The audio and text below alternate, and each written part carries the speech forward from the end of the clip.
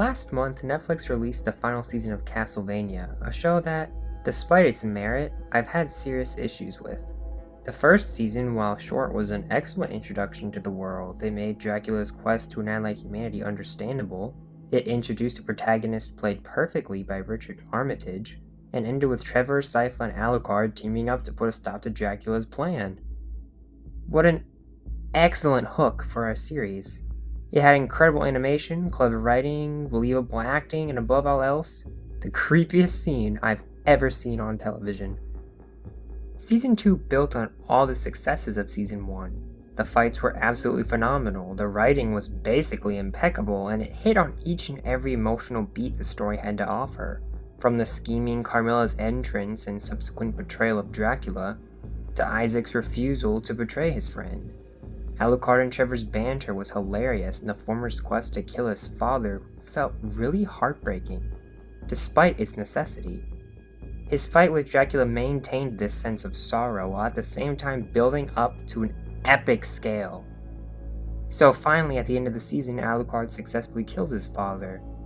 Trevor and Sypha leave him behind at the castle, a castle in which Carmilla's betrayal now seems like a waste of time. Except for one thing.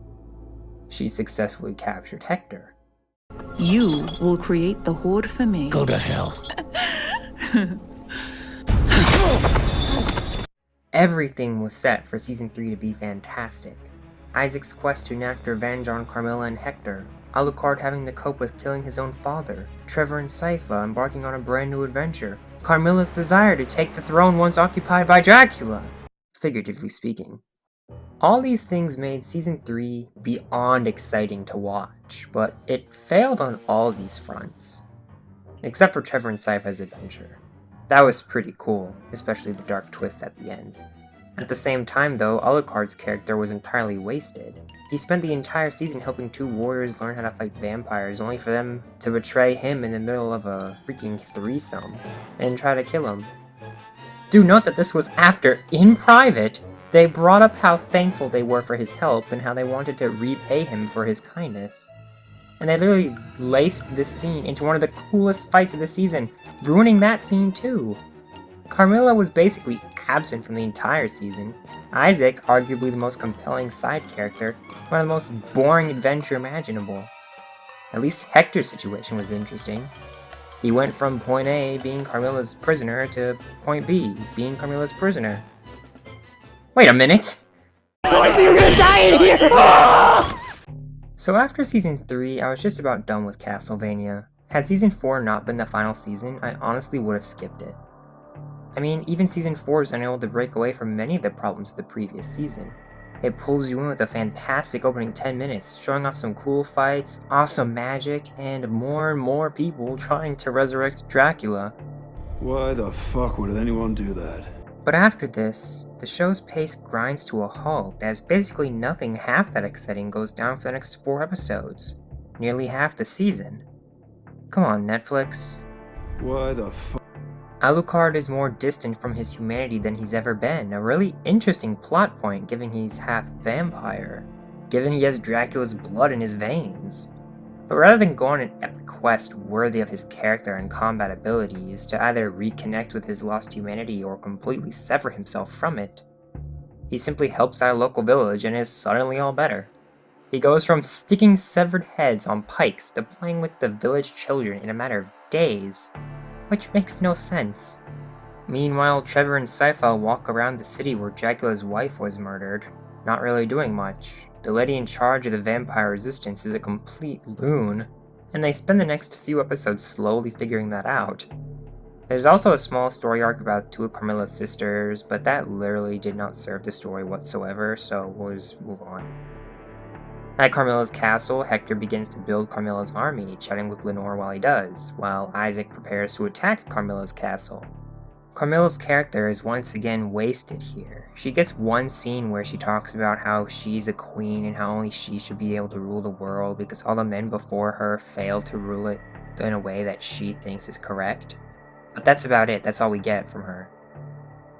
So Season 4 up to this point seems like it'll be as bad as Season 3. But, and this is a pretty big but, Episode 6 happens. Holy crap! This is by far the best episode of the series.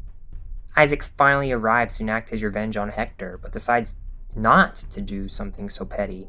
This fits his philosophical personality perfectly and managed to subvert my expectations in a way I should have seen coming, yet didn't. Isaac and Hector team up to take down Carmilla, already busy fighting Isaac's army in her room. The blood of her enemies covers the entirety of the floor and even spills down the stairs. The blue walls of the room as well as the blue mist engulfing it make the perfect setting for the fight. Carmilla dressed in red, Isaac dressed in blue, meet up. Visually, the conflicting colors during their fight were magnificent to behold, but the fight is more than that. It is a fight between contentness and lust, appreciation and ambition. Isaac has come to respect the world he is a part of, while Carmilla wants nothing less than complete control over it. So fittingly, when Carmilla begins to falter and realizes this is a fight that she cannot win, she takes her own life rather than let Isaac control her fate. Isaac's speech to Hector afterwards was a perfect conclusion for his character arc, and Hector's as well.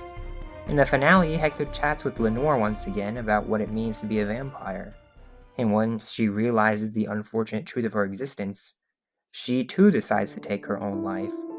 Her death is not driven by ambition, hatred, and violence like Carmilla's was, though. Rather, it's out of acceptance of who she is, out of appreciation for her life and for the friend she gets to end it alongside. It was truly a beautiful moment, a death deserving of an individual such as her. I particularly love that she and Hector did not kiss at the end. I know a lot of fans shipped him and Lenore, but personally I didn't see why. She took advantage of him sexually to further her own agenda and did not even aid in his escape. Yes, Hector certainly cares for her and she for him, but I don't see this as romantic. But let's move on. Episode 7 is when things start to get interesting for Trevor and Sypha, finally, who realize the woman they've been working with this whole time is completely bonkers. Vampires attack, and after some awesome fighting in the following episode, Trevor and Sypha head to Castle Dracula to stop the resurrection of Dracula alongside their old friend. Their reunion fight was fantastic, and the reveal of the main villain, while somewhat predictable, was pretty cool. Until Saint Germain said this, anyways. God is now standing right in front of you, and soon he's going to have sex again. Like, isn't the point of his mission to bring back the woman he loves? Shouldn't that be what's on his mind? Trevor's sacrifice was honestly pretty sudden, but the fight following it was really awesome, definitely deserving the title of Final Boss. The 10th episode serves as the epilogue, in which Trevor returns in a completely understandable way, a rarity for stories about people cheating death. I love how Sypha is pregnant with his child, and how they decide to stay with Alucard and the villagers. This was quite the wholesome finale, and rightfully so. After everything they went through, they deserve a happy ending. They spent 2 seasons fighting off Dracula's forces in the hopes of killing the madman, and upon doing so, spent the last 2 seasons fighting hard to keep him dead. But at the last minute, it turns out that they failed that mission. I get how Dracula and his wife came back to life, because their spirits escaped the Rebus, but at the same time, Netflix, after everything Trevor, Sypha, and Alucard just went through to keep Dracula dead? Why the fuck would anyone do that? But anyways, despite its flaws, Season 4 of Castlevania is a worthy end to a series that had such a strong run up until Season 3. It has incredible acting and animation, as always, and a mostly believable story.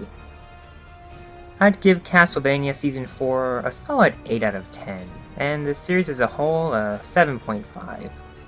It's not the best show out there, but if you're a fan of anime or a fan of the old Castlevania games, I definitely suggest you give the show a watch if you haven't already. And if you have, I think we can both agree that Castlevania has been quite a strange ride.